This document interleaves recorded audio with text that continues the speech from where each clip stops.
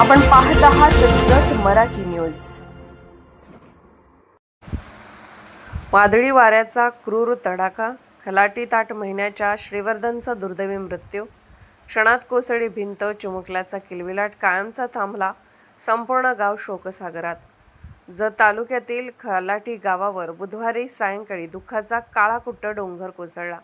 सायंकाळी सुमारे 4:30 वाजण्याच्या सुमारास अचानक आलेल्या प्रचंड वादळी वाऱ्याने आनंदा बिरू शेजोड यांच्या घरावर अक्षरशः संकट धडकले।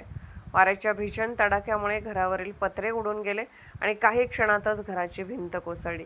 या भीषण दुर्घटनेत ढिगाऱ्याखाली अडकून अवघ्या 8 महिन्याच्या श्रीवर्धन शेजोड या निष्पाप चिमुकल्याचा जागीच दुर्दैवी मृत्यू झाला। आईवडिलांच्या कुशीत असणारे निरागस किलबिलाटाने घर भरून टाकणारे ते कोवळे लेकरू एका क्षणात काळाच्या पडद्याआड गेले।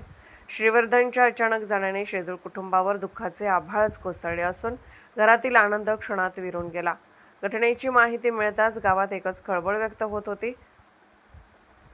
ग्रामस्थ घटनास्थळी धावत पोहोचले। मदतीसाठी आटोकाट प्रयत्न करण्यात आला, मात्र नियतीचा हा क्रूर घाला कुणालाही थांबवता आला नाही।